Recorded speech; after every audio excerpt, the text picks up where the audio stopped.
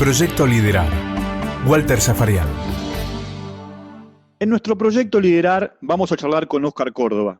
Él está en Bogotá y lo saludamos. Óscar, ¿cómo te va? Hola Walter, ¿cómo estás? Un placer saludarte y gracias por la invitación. A ver, campeón de América, campeón del mundo, campeón del torneo doméstico con Boca, campeón de la Copa América con el seleccionado de Colombia, con la particularidad de no haber recibido ningún gol en contra en ese ciclo. ¿Cómo te definís a partir de esta presentación, con todas estas medallas, con todos estos pergaminos?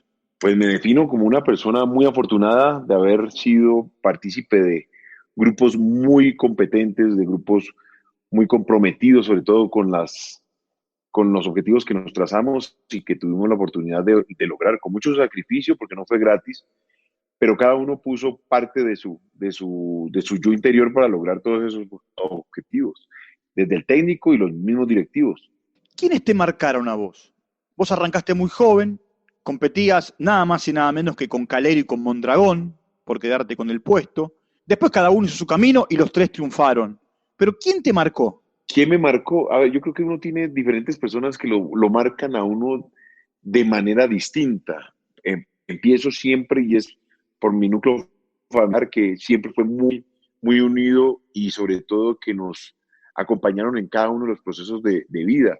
Posteriormente, encontrarme con personas maravillosas como lo fueron Diego Barragán, el profesor Portela, que fue el formador como inicialista de ese arquero, porque siempre tengo la oportunidad de decirlo y es, yo soy arquero de escuela, mientras que Navarro Montoya, Gatti, son arqueros de potrero, son arqueros hechos a pulso, mientras que nosotros tuvimos la ventaja de haber acudido a la academia para mejorar nuestro estilo, cosa que ellos no tuvieron esa posibilidad.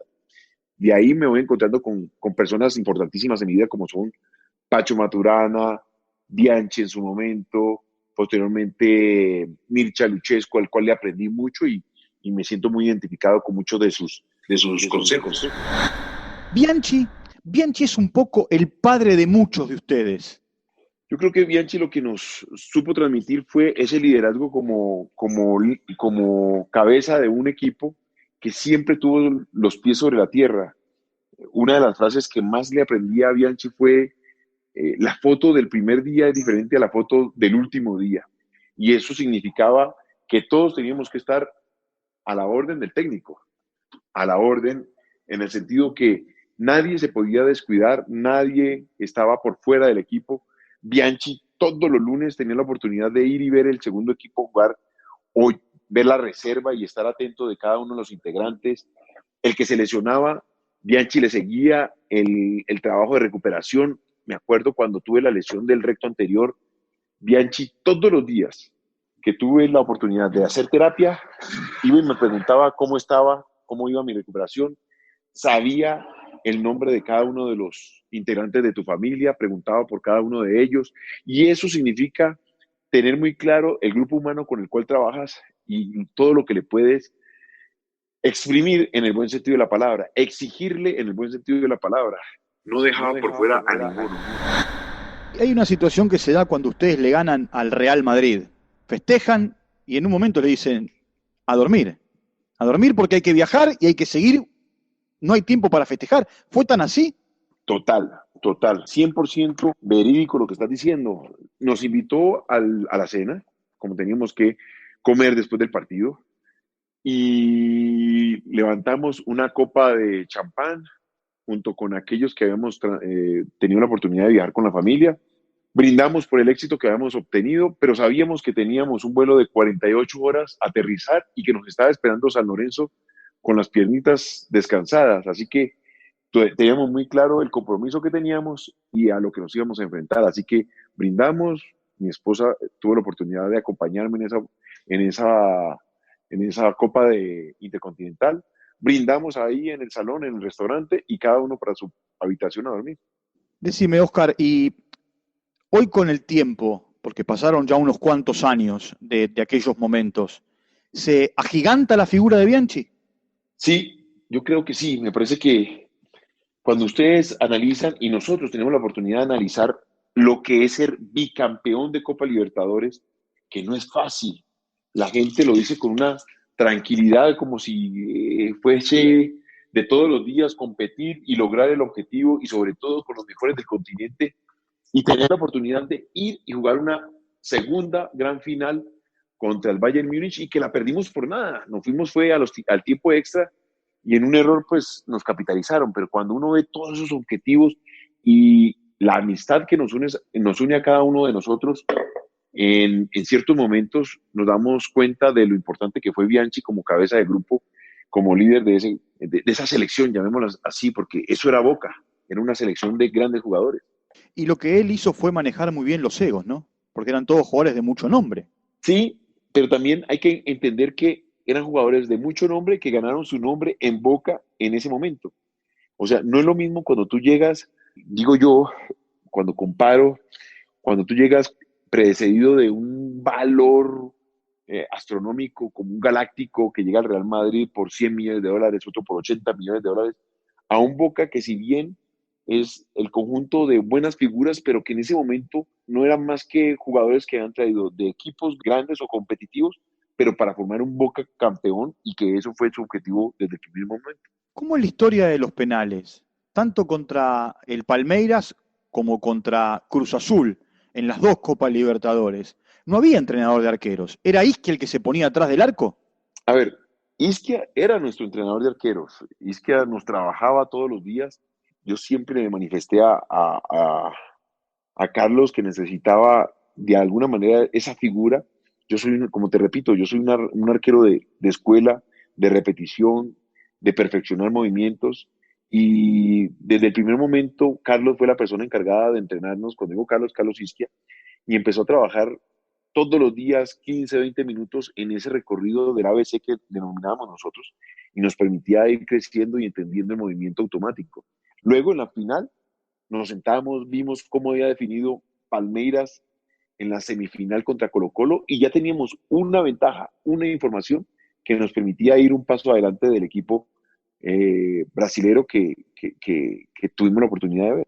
Él se ponía detrás del arco y te daba indicaciones, te decía, acordate a la derecha, acordate que se tarda en patear, a la izquierda, o no. Correcto. Él se para sobre el palo izquierdo del arco donde vamos a hacer la definición por penales y yo siempre hacía un recorrido de palo derecho a palo izquierdo donde recibía la información de Isquia y me refrescaba la memoria en cuanto al jugador que venía a cobrar el tiro penal. Allí va Roque Junior. 2-1 está ganando Boca. Roque Junior, Córdoba, y brillante, estupendo. Por ahora le está dando la Copa Libertadores de América. Oscar Córdoba Boca. Ustedes crecieron en Colombia bajo la lupa de René, de Higuita, pero son todos distintos a René Higuita. Tienen otra manera, o tuvieron otra manera de atajar. ¿Por qué los encandilaba René? No. A ver, la idea era, teníamos que jugar arquero líbero, cada uno dentro de sus características y también dentro de sus limitantes. René es una persona que es muy especial en sus movimientos, sabe mucho con el fútbol en sus pies y de ahí en más nos íbamos decantando entre el que menos sabía, el que menos sabía y el que no sabía, digámoslo en el buen sentido de la palabra, el menos técnico. Entonces, el que más se acercaba en el trabajo de arquero líbero era yo, Oscar Córdoba. Posteriormente venía Miguel Calero, que era un arquero que si bien era volador y atajador y jugaba de líbero, no era tan dúctil como para jugar de arquero líbero. Y posteriormente venía Farid Mondragón, que era un arquero, si ustedes lo analizan, arquero europeo típico, arquero argentino típico, de esos que no te salen más allá del punto penal. Está bien, es buena la definición, porque en definitiva eran los tres que peleaban por la sucesión de René. Exactamente. Entonces, en cierto momento, cuando se necesitaba el arquero adelantado, pues jugaba yo, que fue lo que tocó implementar para la eliminatoria del 93. Luego, cuando el equipo se fue volviendo un poquito más defensivo al borde del área, pues entraron Miguel y Farid a competir profundamente conmigo. El 5-0 a la distancia, ¿cómo lo tenés? Como un lindo recuerdo, como un momento de dos selecciones que estaban pasando por momentos distintos en el buen sentido de la palabra. Nosotros veníamos de un trabajo muy consciente que fue la Copa América del Ecuador, donde nosotros alcanzamos el pico al final de la competencia, que fue la que nos permitió arrancar la eliminatoria en plenitud, mientras que Argentina alcanzó el pico llegando precisamente en la final y por eso obtiene el título. Nosotros veníamos en un proceso de crecimiento que después de la Copa América los llevamos a plenitud durante la eliminatoria. Acuérdense que en esa época, después de la Copa América de Ecuador, automáticamente a los 15 días arrancó la eliminatoria de Estados Unidos 94. En un momento la pasaron mal, más allá del resultado, en el arranque del partido tuvieron complicaciones. Después, a partir de los goles, el partido se fue abriendo y se terminó abriendo como terminó. Walter, si tú ves el partido detenidamente, vas a ver que sí, pero no. Y te lo digo de esta manera, ¿por qué? Porque el primer tiempo es un partido soso, es un partido que nosotros nos dedicamos a ponerle una pared a la Argentina y Argentina a tratar de romper esa pared. Solamente hay una jugada de riesgo que Bati controla y se le va larga y se le va a la línea de fondo. De resto, no hubo una jugada así que dijera Colombia tuvo la posibilidad de haber perdido en ese primer tiempo. Ya después del gol de Freddy Rincón, se abre el partido, Argentina ataca más, respondo en el segundo tiempo, que son esos 15 minutos de locura, de torbellino de Argentina tratando de empatar, y a medida que Argentina trataba de golpear, nosotros golpeamos más fuerte.